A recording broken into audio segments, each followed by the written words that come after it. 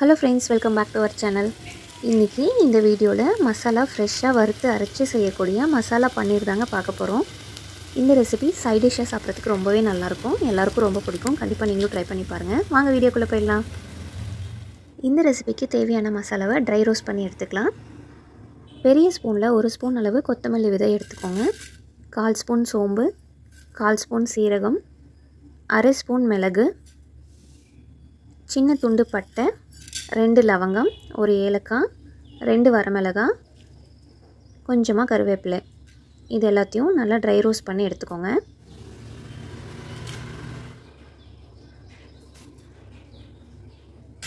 எல்லா சமையலுக்குமே வறுத்து அரைச்சு செய்யும்போது அதனுடைய வாசனையே ரொம்ப நல்லா இருக்கும்.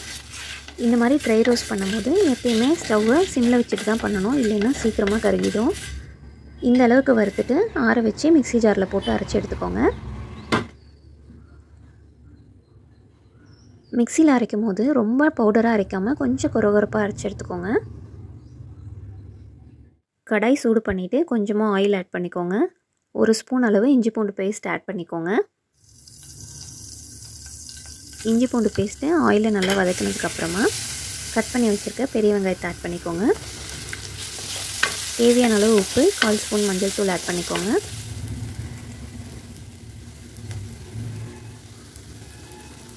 அடுத்ததாக நம்ம வறுத்து அரைச்சி வச்சுருக்க பொடியை ஆட் பண்ணிக்கோங்க.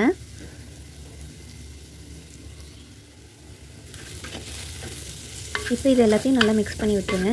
ஒரு 2 மினிட்ஸ்லேயே மசாலா, வெங்காயம் இது எல்லாமே நல்லா மிக்ஸ் ஆகி வந்துடும்.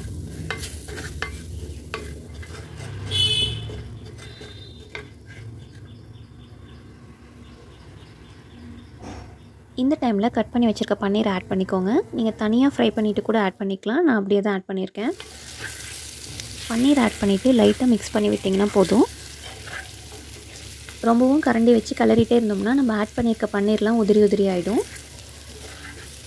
ஒரு சைடு கொஞ்சம் ரோஸ்ட் ஆன உடனே லைட்டாக கரண்டி வச்சு திருப்பி விட்டுருங்க. அப்போ தான் மசாலா எல்லா பக்கமும் ஈவனாக மிக்ஸ் ஆகும். இந்த பன்னீர் சுக்கா மசாலா ரெசிபி சாம்பார் சாதம், ரசம் சாதம் கூட சாப்பிட்றதுக்கு ரொம்பவே டேஸ்டியாக இருக்கும். நீங்களும் ட்ரை பண்ணி பாருங்கள். ஃபுல்லாக நல்லா ரோஸ்ட் ஆகி வந்ததுக்கப்புறமா கொஞ்சமாக கருவேப்பிலையும் கொத்தமல்லி இலையும் தூவி இறக்கிடலாம்.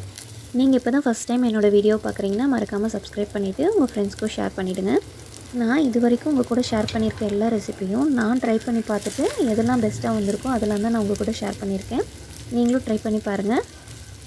இன்னும் நிறைய ரெசிபி என்னோடய சேனலில் அப்லோட் பண்ணியிருக்கேன், அதையும் செக் பண்ணி பாருங்கள். உங்களுக்கு பிடிச்சிருந்ததுன்னா மறக்காமல் சப்ஸ்கிரைப் பண்ணிவிட்டு பெல் ஐக்கானை கிளிக் பண்ணி ஆல்ன்ற ஆப்ஷனே கொடுத்துருங்க. அப்போ தான் நான் போடுற எல்லா வீடியோஸும் உங்களுக்கு நோட்டிஃபிகேஷனில் காமிக்கும். அடுத்ததாக வேற ஒரு இன்ட்ரெஸ்டிங்கான சூப்பரான வீடியோவில் பார்க்கலாம். பாய்.